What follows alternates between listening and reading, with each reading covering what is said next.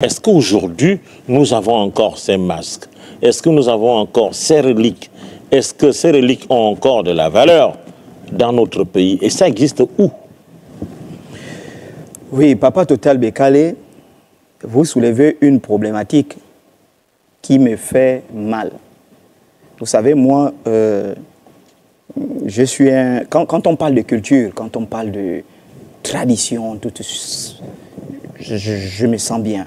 Hein? J'aime ça. Ça, c'est pourquoi je dis souvent aux gens, la politique ne me mettez pas. Même l'économie, tout, je ne veux pas. Moi, c'est culture, tradition, spiritualité. Ce qui est dommage aujourd'hui, vous voyez, nos masques, qui sont des choses sacrées. Quand vous prenez par exemple le body, vous prenez l'omboudi, ce sont les hommes qui portent. Moi-même, j'ai porté l'omboudi. Je le dis ici. Ce ne sont pas des esprits, ce sont des hommes. Mais il faut comprendre le symbole. Pourquoi on porte ça? Qu'est-ce que ce masque représente? Quel est le message qu'on véhicule et quelle est l'énergie que ce masque-là véhicule? Aujourd'hui, vous allez voir, on fait sortir des masques quand il y a un homme politique qui arrive dans une région. Les masques sortent pour venir danser auprès d'un homme politique. Ça veut dire que la spiritualité, le pouvoir ancestral est soumis à la politique. C'est souillé alors. J'en arrive. Un député arrive dans une région, on fait sortir le body. Un sénateur arrive quelque part, on fait sortir l'omboudi. Les gens sortent, ils sont maquillés, ils commencent à danser pour honorer l'homme politique. Qui parfois, pardonnez-moi de l'expression, s'en tape de tout ce qui est tradition. Ça veut dire que la jeunesse aujourd'hui, ceux qui font sortir ces masques, ne comprennent pas la valeur de ce que représentent ces masques. Et au final, on va vous donner 2000, 3000 ou bien 50 000. C'est beaucoup plus folklorique aujourd'hui. Aujourd'hui. Et ça dévalorise. Ce qui fait que quand vous dévalorisez des masques, vous oubliez l'énergie que ces masques portent, surtout les symboles qui sont cachés derrière. Quand vous faites sortir l'omboudi, quel est le symbole? Quand on fait sortir un body dans un village,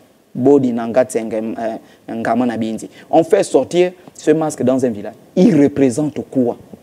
Quel est le message qui est véhiculé? Et donc, quand on fait sortir ça à l'occasion des cérémonies politiques, toutes ces choses-là, on souille le masque. Et le masque va perdre en énergie. Le masque va perdre en spiritualité.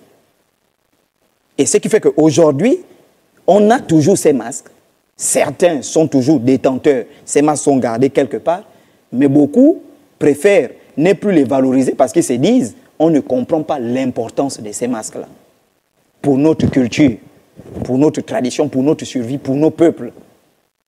Parce que les masques représentent des entités, des anges, s'il faut emprunter le mot judéo-chrétien. Et donc aujourd'hui, il faut que les gens comprennent. Et c'est pourquoi, Papa Total, comment ces masques ont fait pour se retrouver en France? Parce qu'on est arrivé au Nigeria, on a proposé à des personnes de l'argent pour acheter ça. Et certains, ils ont pris ces masques, ils ont donné, et ils sont partis avec, sans comprendre l'importance de ces masques. Est-ce que vous comprenez un peu? Ce qui fait que l'argent a pris le dessus sur la spiritualité, et quand l'argent prend le dessus sur la spiritualité, ben on ne comprend plus la valeur de cette spiritualité, et on est obligé de la dévaloriser pour quelques billets de francs CFA. Et c'est tout un peuple qui s'affaiblit. Donc aujourd'hui, nous avons toujours des masques. Je veux commencer un combat, puisque je suis venu refaire le visa, renouveler le visa, parce que nous allons faire le tour de la... Tu vois le combat en combat, là. Le tour de la France, mais c'est un combat culturel.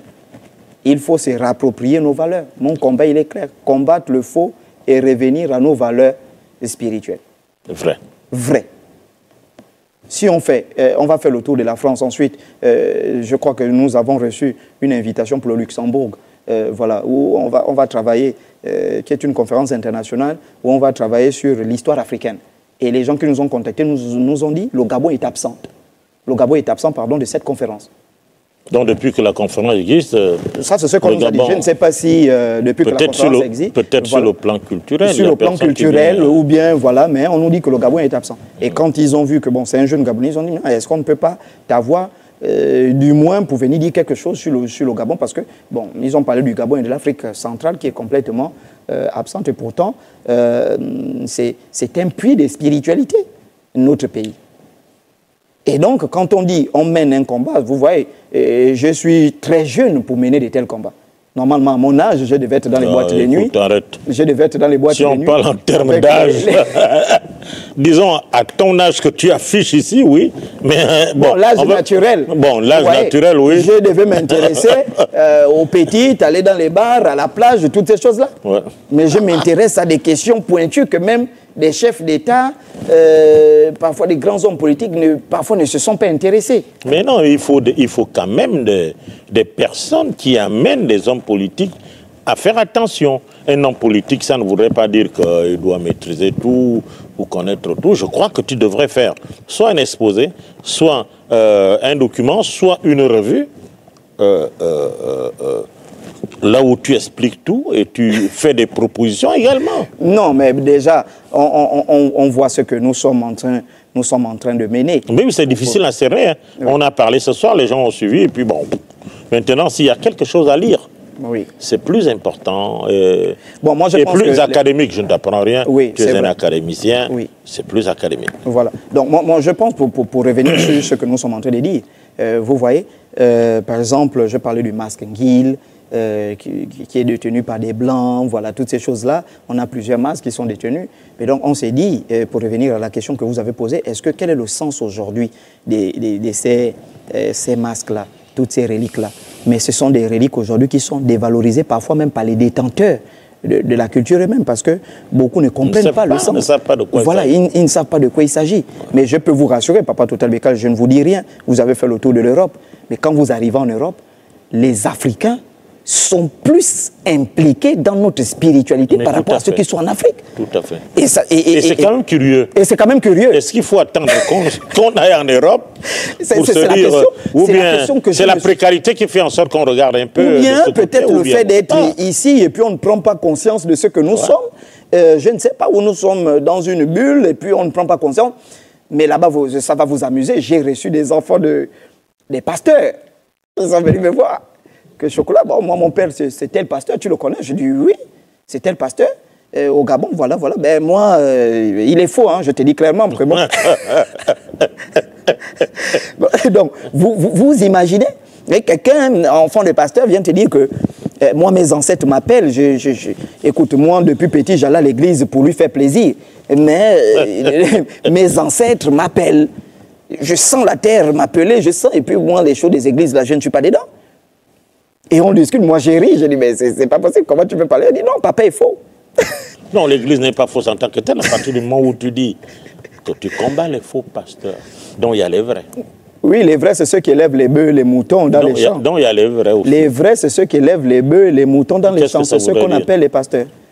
Mais je prends l'exemple, le gouvernement a mené 1000 bœufs en Déndé. Non. Ceux qui gardent ces 1000 bœufs-là, ce sont des pasteurs. Sur le plan de la spiritualité. Oui, sur le plan de la spiritualité. Combattez les faux pasteurs. Les faux pasteurs, oui. Dans les églises. Oui.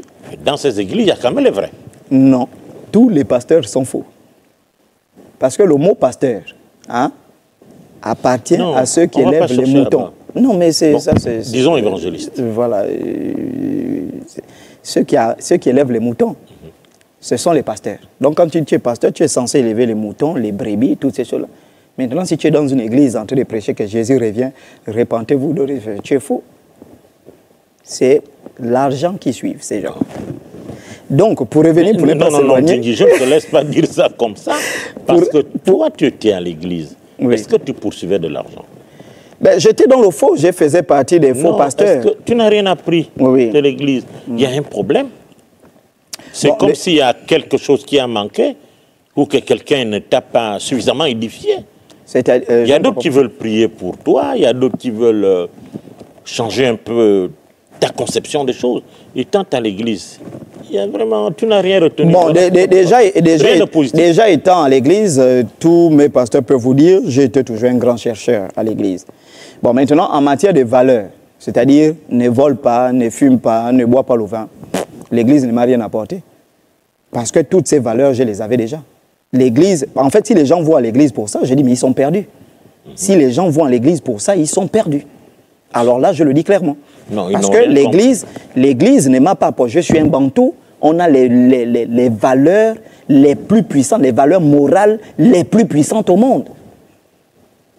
Et d'ailleurs, quand vous lisez le message du roi des Belges, quand il envoie les missionnaires, il leur dit clairement, n'allez pas leur apprendre à prier, ne leur dites pas de ne pas tuer, de ne pas faire... Ils connaissent ça mieux que nous. Donc, en matière de valeurs, et je vous l'ai dit ici un jour, que moi j'ai été chez William Branham. William Branham lui-même, il dit qu'en matière de valeurs, les valeurs africaines sont supérieures aux valeurs du christianisme. De quoi s'agit-il alors lorsqu'on... Les valeurs morales. On poursuit William Branham. Pourquoi y aller encore? Hein? S'il a dit que les valeurs africaines étaient positives. Mais c'est justement pourquoi, quand tu es dans l'église, tu te poses la question. Les valeurs africaines, William Branham, quand j'étais dans son église, il dit les valeurs africaines, les valeurs morales africaines sont 1000 fois supérieures au christianisme. Et il explique dans l'une de ses... Il explique dans l'une de ses brochures que j'ai été en Inde. Les Indiens m'ont dit, retourne avec ton christianisme. Parce que si c'est venu nous dire ne fume pas, ne bois pas, nous on est au-dessus de ça. Mais justement, les gens vont parce qu'ils sont perdus, ils sont égarés. Et s'il y a quelque chose d'autre en dehors de nos valeurs? Il n'y a pas quelque chose d'autre, il n'y a rien. C'est sûr. Mais j'ai fait 19 ans dans l'église. C'est juste aller, tu pries, tu transpires, on ferme les portes de l'église, tu transpires, tu tapes les mains, tu as la chair d'épaule, tu dis le Saint-Esprit était là. Et parfois d'autres, c'est leurs ancêtres qui viennent leur parler, leurs ancêtres qui viennent rentrer en eux, et puis ils se manifestent, ils disent que c'est le Saint-Esprit. Tu sais que dimanche prochain, il y a un monsieur qui va t'attendre ici. Tu ne dirais pas ça. Bon, revenons sur les reliques. Très bien. Parce que si on reste dans l'église, Branham et son fils, Branham et tout le reste, on risque d'oublier l'essentiel de notre rencontre. Oui. Alors maintenant, les reliques, ce n'est pas seulement chez les Africains. Oui. Par exemple, dans l'église catholique, il y a des reliques. Il y a des reliques. À l'autel, il y a des reliques. Dans des coins. Alors, est-ce que ces reliques-là ont même valeur que les nôtres? C'est une très bonne question que vous posez. J'étais à Nantes, j'ai visité une église catholique là-bas. Je suis rentré, j'étais avec ma grande sœur, j'ai dit j'ai envie de visiter une église. Parce que j'ai visité 2 églises en France. L'église Notre-Dame de Paris qui a brûlé là, et une église, j'oublie le nom, si c'est Saint-Pierre, en tout cas elle est en Nantes, cette église. Je suis rentré à l'église, et on sort par une autre porte, et là-bas, ils ont des statues, des reliques, des bougies. Et ces statues, ces reliques, ce sont des blancs. Photo de Marie, photo de Saint-Joseph, bon, des statues, Saint-Joseph. Et puis, je pense qu'ils avaient une fête là, ils ont couvert ça avec des pagnes. Et j'observais complètement l'église, justement pour chercher les reliques. J'observais chacune des reliques. Je suis allé à Notre-Dame de Paris. Je suis rentré à l'intérieur, j'ai même filmé, j'en ai fait plusieurs vidéos. Et là-bas aussi, il y a des reliques. La question que je posais dans l'une de mes vidéos, et c'est là la chose qu'on ne comprend pas. Donc, ils ont leurs reliques, les reliques des Blancs. Les reliques elles sont déjà blanches, hein. Ils ont leur statue, le diable est noir, les saints sont blancs. La question que je me pose, quand je suis rentré dans ces églises-là, j'ai trouvé beaucoup de blancs. Les noirs, ils étaient très peu, beaucoup de blancs.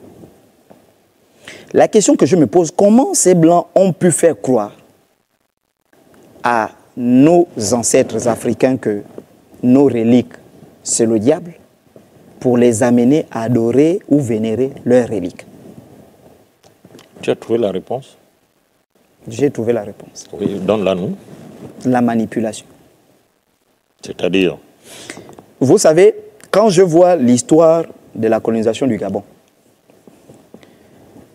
il y a beaucoup de missionnaires qui sont venus par la manipulation, la fin, l'histoire de la colonisation du Gabon. Il y a beaucoup de peuples tels que les Orungu qui peuplaient la côte, qui vivaient du commerce de l'esclavage.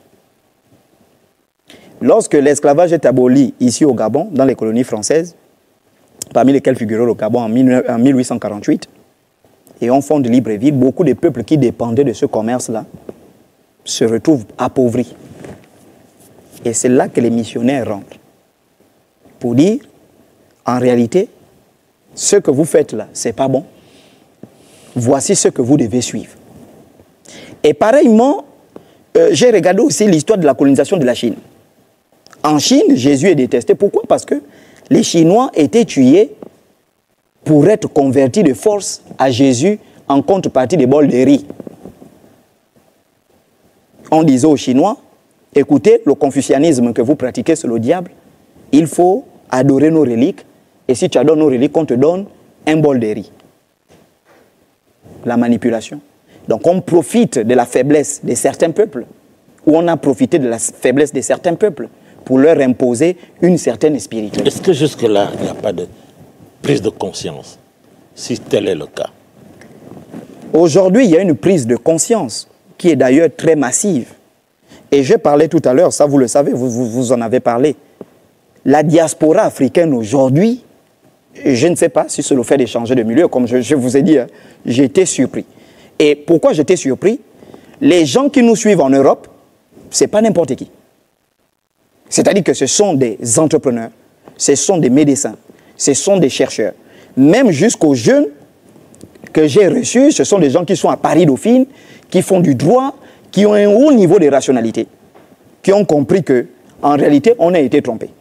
Ceux qui nous détestent ici, bon, sont des gens, voilà, c'est-à-dire que bon, tu es dans la pauvreté totale et puis on te dit que c'est ton grand-père qui te mange. Mais ceux qui sont la diaspora africaine, qui sont là-bas, les Maliens, les Sénégalais, les Ivoiriens, ce sont des gens qui sont bien positionnés en Europe et qui comprennent qu'en réalité, certains m'ont dit chocolat. Mais nous, quand on arrive, on est perdu. Pourquoi? Parce que les Juifs ils viennent avec leur spiritualité. Les musulmans viennent avec leur spiritualité, leur culture. Les Français ont leur spiritualité. Et nous, le peuple africain, quand on arrive, on est au milieu, on n'a aucune spiritualité. Et ils rentrent dans cette spiritualité. Et ils rentrent. Et d'ailleurs, ils se font atomiser par d'autres spiritualités. Et maintenant, d'autres comprennent qu'en réalité, en Europe, on ne s'impose pas avec l'intelligence ou quoi que ce soit, on s'impose avec sa culture. Et aujourd'hui, moi, ça me fait plaisir, quand tu arrives à Paris, il y a des restaurants gabonais, où on mange gabonais.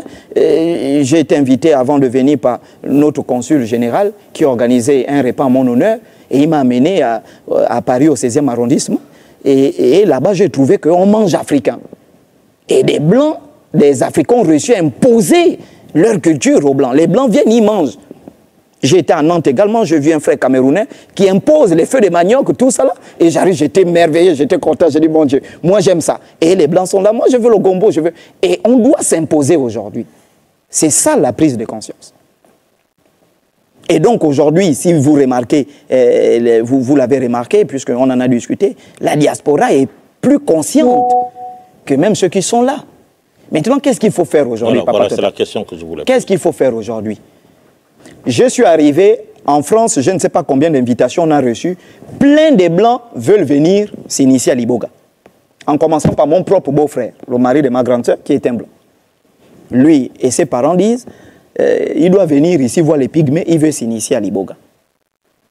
Et donc vous trouvez toute cette diaspora-là, ils ont entendu parler du bois sacré, ils font des recherches, ils voient, surtout sur la question de l'Iboga là, je ne sais pas qu'est-ce qui se passe actuellement, tous les brevets qui sont déposés, voilà, par toutes ces choses, ils disent non, mais on doit aller au Gabon. Et donc quand ils ont appris que je suis Gabonais, je vais vous surprendre, il y a quelqu'un qui monte dans un métro en France, il croise un Africain, il dit tu es Gabonais, il dit non, je ne suis pas Gabonais, je cherche quelqu'un qui est Gabonais, parce que depuis que je dors, des voix me parlent que le Bouiti, c'est un homme d'affaires.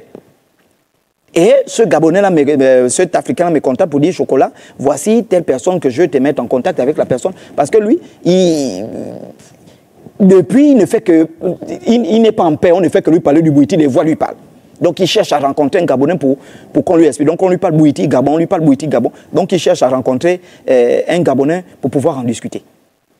Et donc, il y a une résonance de la part. Maintenant, qu'est-ce qu'il faut faire? C'est pourquoi vous me voyez parfois sur la toile organiser des directs contre des Fonganga. Je vais vous lire un message. Écoutez bien le message là. D'un Ganga ou un Fonganga ou écoutez une victime? Écoutez. Bonjour monsieur, j'espère que vous allez bien. Je m'excuse de vous déranger, je serai très courte. Je suis une jeune dame. Combattez les faux pasteurs. Dieu vous accompagne dans cette lutte.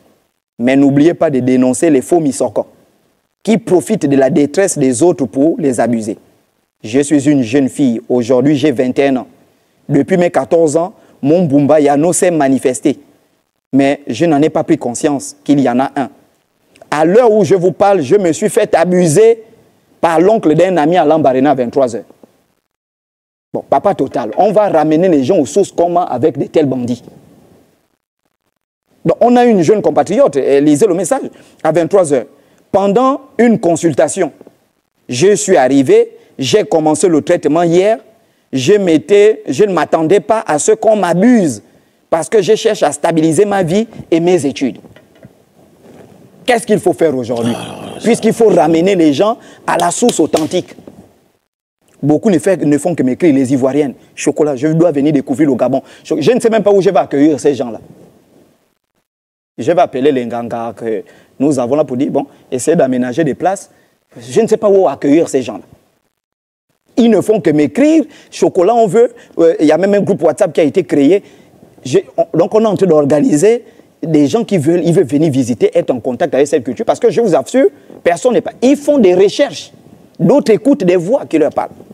Il faut retourner aux sources. D'autres leur parlent le Gabon. L'autre leur... Et ils sont... Voilà. Donc, quand ils sont venus partout, ils disent, mais on fait comment?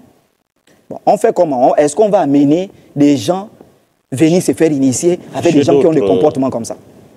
C'est-à-dire que le minimum, quand on est Nganga, la première chose qu'on doit tenir à carreau, c'est son pénis. Excusez-moi de l'expression. Bon, là, on fait comment? Ce sont des choses de la honte. C'est pourquoi il faut raser ce milieu-là, débarrasser le milieu de faux. Et c'est pourquoi vous voyez, moi je le dis et je répète, réponds à ta question. Un Nganga ne doit pas faire la politique. Les gens ont besoin de nous dans ces choses-là. Il y a des gens qui sont malades. J'ai reçu des gens qui sont venus me dire, vous savez, la France est classée parmi les meilleurs pays en matière de médecine. Les pasteurs tuent les gens ici avec le cancer, les femmes là meurent du cancer, en leur disant ne prenez pas les médicaments, Jésus va vous guérir, alors qu'elles pouvaient tout simplement se lever là en France. J'ai reçu beaucoup de dames qui ont été guéries du cancer. Elles avaient le cancer ici au Gabon, elles sont là en France, elles ont suivi leur chimio, elles ont été complètement guéries. Mais j'ai croisé également des dames, notamment à Nantes, une dame a pleuré où j'étais pour dire chocolat. Tous les médecins français ont eu à faire tout, et ce sont les médecins français qui disent à cette dame, madame, retournez un peu en Afrique pour examiner si le problème n'est pas spirituel. Quand cette dame vient me voir pour dire, ma fille est là en phase terminale, on lui a déjà demandé d'écrire son testament, et c'est un médecin blanc qui dit, essayez d'aller en Afrique pour voir si ce n'est plus une question spirituelle, parce que le cancer qu'on traite, il change de forme, et on n'a jamais vu ça. Quand une dame vient me voir comme ça, il faut que je présente à quelqu'un qui est sérieux. Pas des témoignages sales comme ça. Et ils sont beaucoup comme ça. Comment on va abuser de quelqu'un qui a besoin de l'aide? Elle vient, la nuit, elle dort, toi tu viens, tu montes, tu raides. Il y a combien de victimes? Et ils sont pleins à Libreville qui font ce désordre-là.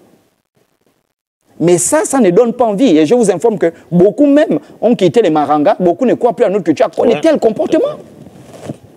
Et c'est ça notre combat, c'est ça aujourd'hui qu'il faut faire. Justement, cette dénonciation-là, ça sert à quelque chose. Oui. Il n'y a pas que l'Église, finalement. Mais il n'y a pas que... C'est être hypocrite. Quand je suis venu ici à l'émission dit en question, il y a un Nganga qui avait dit ici, je ne sais pas, je ne vais pas citer son nom, qui m'a dit ici, il faut combattre les faux pasteurs, mais nos problèmes entre nous, on va régler ça entre nous. J'ai dit non, ce n'est pas possible. Notre spiritualité, elle est authentique. Puisque nous avons des interdits, ça veut dire qu'il y a des choses qu'on ne faisait pas.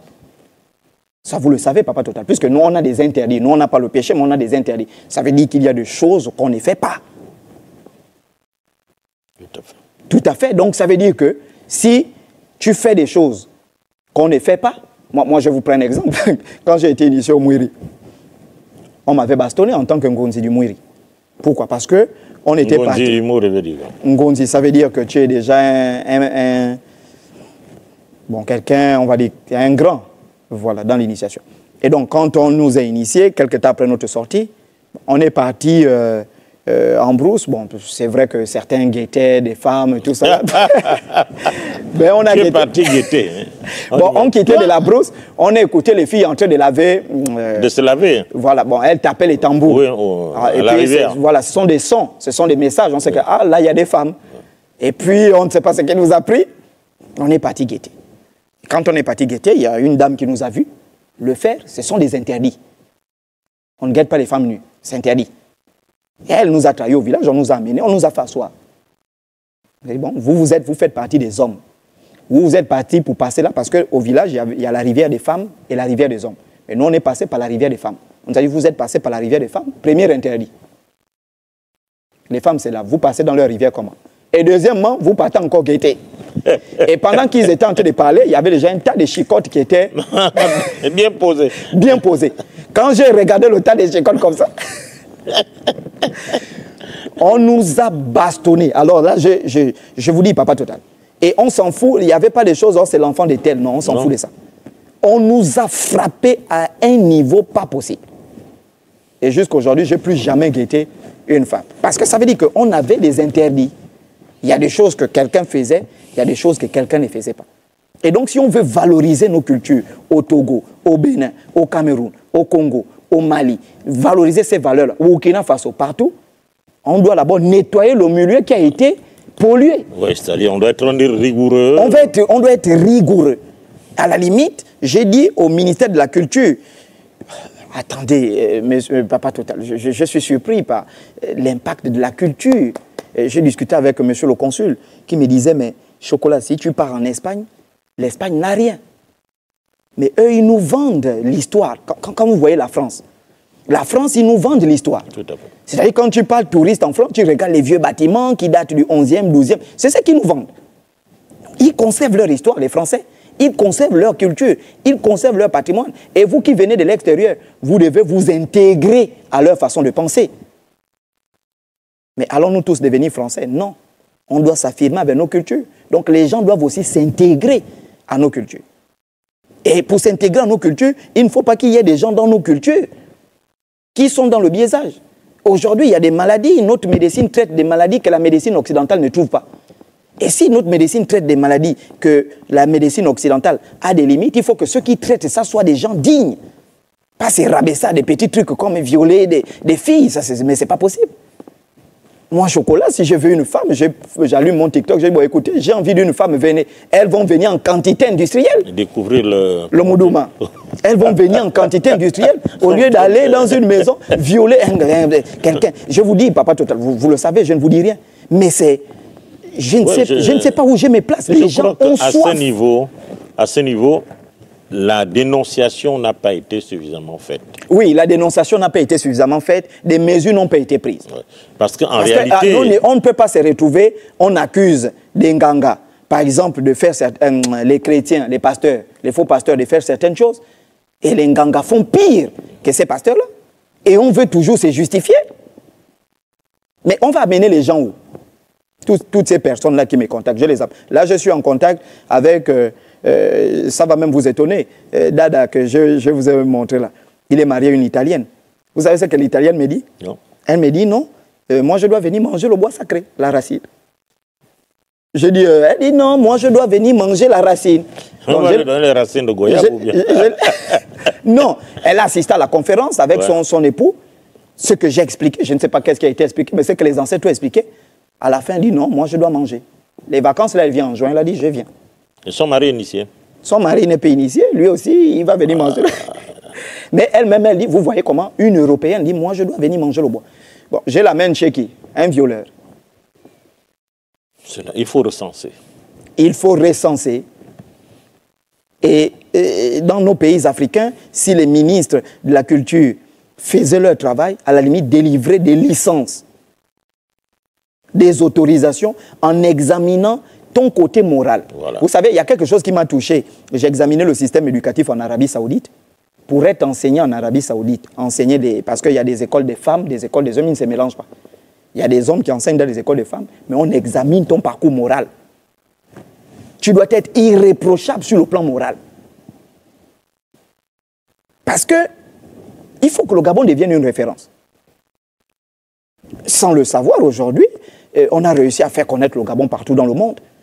Mais nous devons être une référence de spiritualité. Et chaque pays a une spécialisation dans sa spiritualité.